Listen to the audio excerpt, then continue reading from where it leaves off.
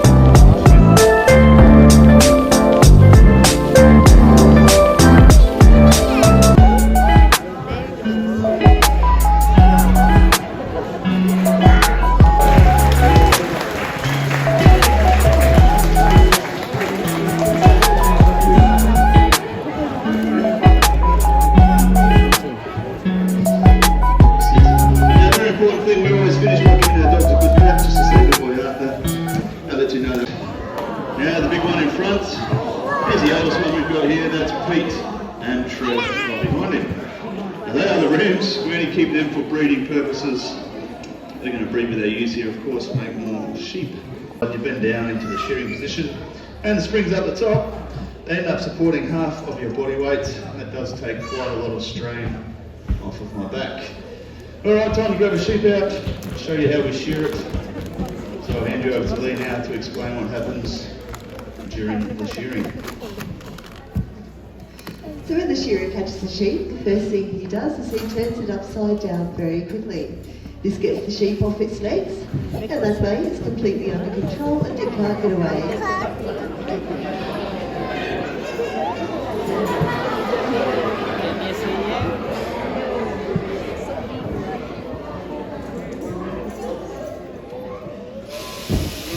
Now the shearer starts the shearing by removing the belly wall. And the belly wall, once it's been removed, is kept separate from the rest of the wall. This is because the belly wall needs a different processing to other walls. When the sheep lays down on its belly, it picks up a lot of rubbish from the ground. Maybe vegetable matter such as grass seeds and birds and fruit. These are really hard to remove from the wall.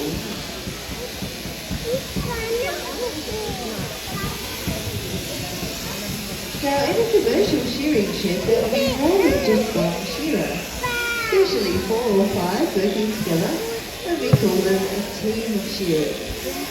They'll start work at 7:30 in the morning, work for 2 hours, have a break and a cup of tea, work for another 2 hours, and so on for an 8-hour day.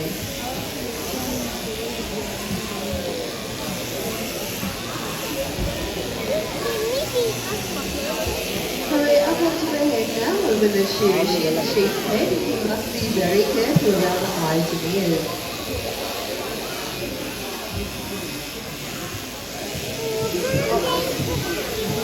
Now the neck is the most difficult part of the sheep to shear, and as you'll see, the hair piece goes underneath the wall, and the shearer has to feel the skin before opening out the wall to see where it's going.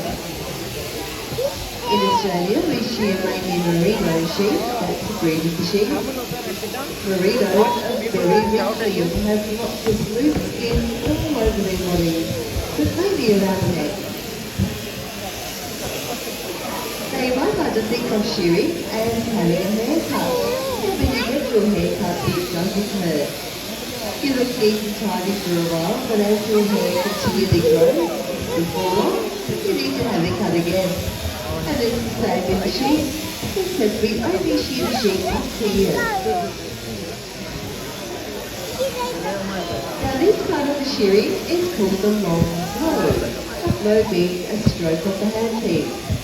And the long blow is the longest blow a shearer can pull on a sheep. From one end of the sheep to the other. So he can remove a lot of wool very quickly when he does the long blow.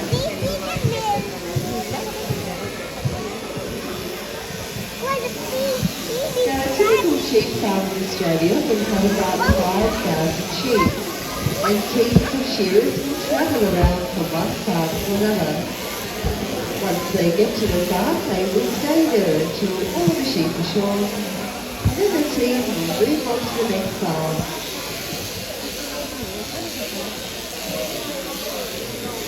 Now the last part of the sheep is called the whipping side, and it's called that because it's the fastest side to shear. Having already removed most of the wool, all the shearer has to do now is to whip down the last side very quickly so he can finish that sheep, get out of the line and shear as many as he can in a day. A shearer will be paid about $3.20 for every sheep they shear.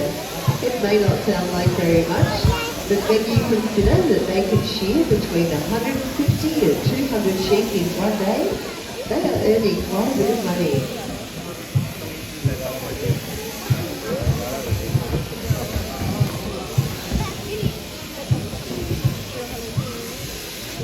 And there we have a lovely clean short sheep. Well, I'm right, let's give it a tap.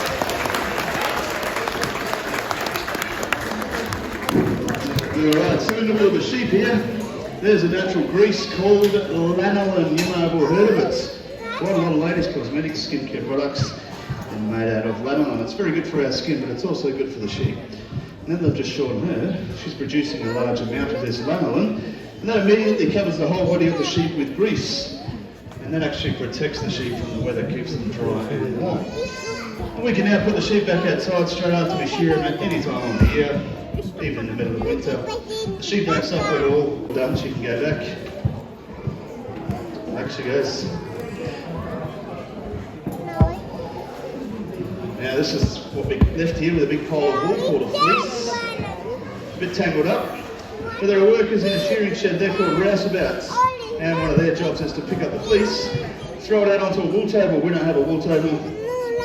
So I'm just going to untangle this one and throw it out onto the floor in front of us, just so we can see it a little bit better. But you'll see here that the technique of shearing, it gets all of the wool off, joined together, mostly like a big rug. This one's a bit short, this one, but we'll spread it out, you'll get the idea. And it's very important that we do this. What happens is when we do this, all the short wool, all the dirty, greasy wool from under the legs, it's actually all now around the outside of the fleece. So if you can imagine, this is the front legs down to the back legs here. And all that dirty wool, we need to remove that, so this is called skirting the fleece. And down here on the back legs, and once we squash them in like this, jump on it a few times, press it down using that machine in the back. Out comes a bale of wool, just like you see over here. Most of Australia's wool, it gets exported to many different countries. It happens to the whip to make it crack. So it's pretty easy in theory.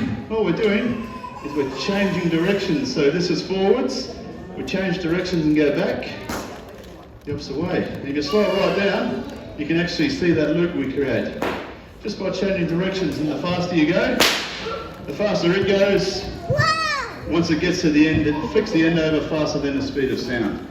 So we call that little piece there in the end, that's the cracker, breaks the sound barrier. It's actually a sonic boom, I just heard. So just for the adults, but who wants to come down and have a go at cracking the whip? Lots of pointing, but this one's, here we go, straight up. Have you done it before? No. Now come over here in a circle for me, please. Are you left or right? I'll show you one more time. So nice and high, and we keep the whip moving, and the last thing we do is we go the other way, so around and back. All right, all yours. That's it, a bit faster. Actually not too bad at all. Go a bit faster for me, and try and use more arm. Get your whole arm out the front, extend that whip right around. It's pretty heavy, isn't it? And then, you're actually pretty close. All right, a bit faster, and you're really going to come back. Guys, you've done pretty well this year, Carl. Thank you very much. We obviously don't have too many that can do it. Now, who else wanted to come down there with me? There you go. That's it.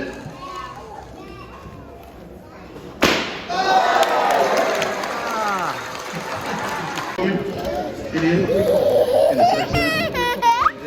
Right, nice.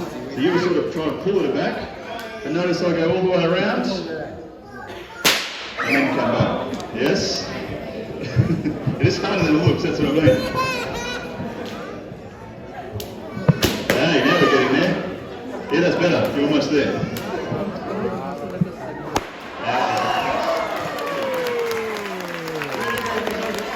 Girl's name is? What's that girl's name? Not yet. This is Brenda. Brenda, she's Frisian cow. She's about 21 years old, but Frisians, they produce about 45 to 50 litres of milk every day. Now, remember the cow got hand for just a little bit. And what we're going to do is we're going to feed some little baby sheep, some little lambs. So if you hold it nice and tight with two hands and get ready, we're going to have some little lambs come running out, and they're going to want to drink their milk. They want some afternoon tea. So out they come.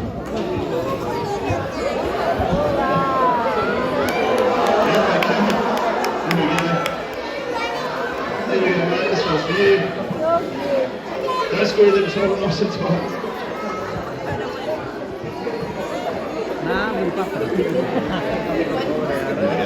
That one's going, and this guy's for you up here. So nice and high, so we'll go down the bottom, and we're going to hold it pretty tight. Back towards you. So if you hold it nice and tight towards your body, it won't go anywhere. So these are all different ages we've got here. This one here with the black face, she's the oldest, and all the other ones are only about 3 weeks old. And we've got a couple finished up there, done very well. And we'll go in the middle here. So these young ones, they're only still learning to drink off the bottle. This one's finished. They're all finished, another one finished. And these little ones are still getting used to it all. And it looks like we're all finished. Let's have a big clap for all the lamb feeders. That was us. Thanks very much. You can go back to your seats. Thanks for your help. Off they go.